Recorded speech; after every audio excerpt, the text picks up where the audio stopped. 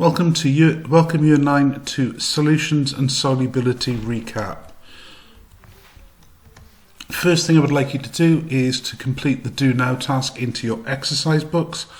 Pause the video here in order to answer the questions into your exercise books. During the course of the year, we have been looking at the particle models for solids, liquids and gases. What I would like you to do now is for you to draw what you think it would look like when a solid sugar molecule has dissolved into a liquid water. Pause the video here and sketch the answer into the worksheet provided.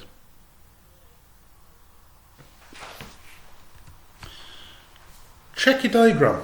Did you include some of the details here? As you can see, each one of the water molecules is randomly arranged.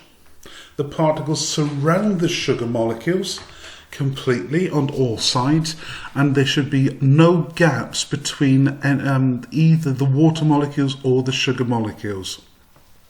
So that's what it looks like in dissolve. That's also why you can't see it while it's in solution. On the video here we can see that carbon dioxide is a gas. This can also dissolve in water. So carbon dioxide in this case is the solute. It's the substance that dissolves in the solvent. The water is the solvent, and the solution would be the fizzy water or the carbonated water. So just to recap those key words, and I would like you to fill these into the blanks on the worksheet. The solvent is a liquid that solids or gases can't dissolve into. The solute is a solid or a gas. Sorry, the solute is a solid or a gas that can be dissolved in a liquid. And the solution is what is made when the solute is added to the solvent, e.g. salt water. Make sure that you fill those blanks in correctly in your sheet. So just to recap, what happens when we add salt to water? You've got the particles and arrangement of a solid with the salt. We've got the particles arranged as a liquid for the water. When we add the two together, the salt dissolves. So you can see clearly there that the salt particles are split up and they are surrounded and they are randomly placed. However, what happens if we keep adding salt? Okay. If we keep adding salt, there gets to a point where the water becomes saturated. What that means is no more solid will dissolve in the liquid, and you will know that because you will see crystals of salt remaining in the arrangement that they are as a solid on the bottom of the container. So the words that we are looking at here is soluble, insoluble and solubility. So soluble is a substances that are soluble substances that can be dissolved, and an insoluble substances are substances that cannot dissolve. So when it says, can you think of an example? What do you know dissolves in water? You could say sugar, salt. Is there anything else you could think of dissolves in water? What about insoluble in water? Can you think of anything which does not dissolve in water? The next key word that I want to introduce is solubility. Solubility is a measure of how soluble a substance is. Okay? It is measured than the mass in grams that would dissolve in 100 grams of water. The higher the amount that would dissolve, the greater the solubility. Okay, so if I had 15 grams of salt per 100 grams of water, that would be less than something which would dissolve 25 grams per 100 grams of water. So 15 grams per 100 grams is less than something which would dissolve 25 grams per 100 grams. So in this case, we've got here a question which is asking me which is more soluble, sugar or salt. So looking at the table of results there, which one is more soluble? Which one has the highest solubility? Can you explain why you think that has more solubility? If you can answer that into your worksheet. Okay. Next thing I would like us to do now is to plan an experiment that I would like you to do at home. The question that we are going to be investigating at home is what happens to the solubility of a substance at different temperatures. In this, I would like you to identify what is the independent variable, what is the dependent variables, and what are the control variables.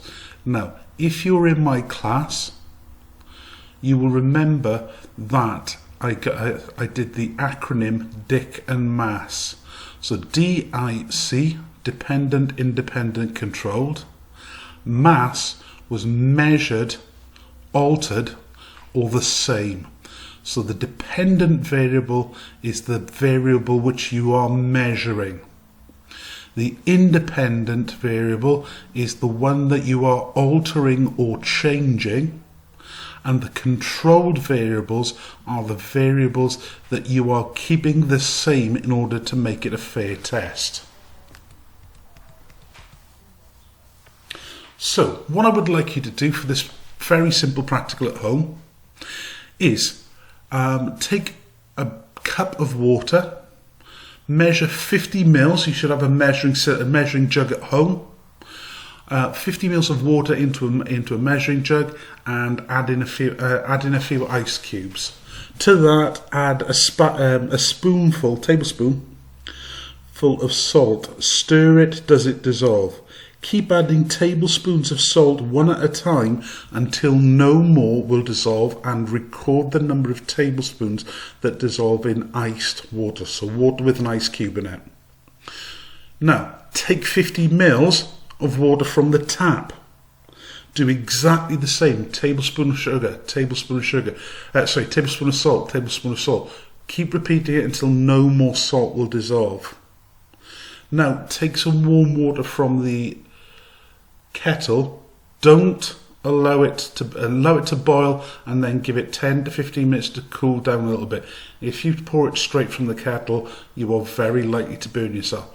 Again, measure 50 mils. So because I've said 50 mils, that would be one of your controlled variables. And record the number of tablespoons of salt that you can stir into the hot water before no more will dissolve. Complete the table below. That should also be in your workbook. Okay, for this final task, which will be the last task on the worksheet, what I would like you to do is, if you have highlighters, you will need to highlight them in different colours, but set a key for the different colours. I've set a group of highlighters at the top, so I've got purple, green and blue. You know what I'm like with my highlighters. I would like you to highlight in purple the solvents, green the solutes, and blue the solutions. So just looking at number 1, the salt is the substance which dissolves in the solvent, so that would be the solute. The water is the solvent because that is the liquid into which the substance dissolves, and the salt water would be the solution because that is what is formed when the salt dissolves into the water. Can you do the same with the 5 remaining statements? And can you then, in your own words, describe how salt dissolves in water to make salt water? And can you explain this with a diagram to explain your answers?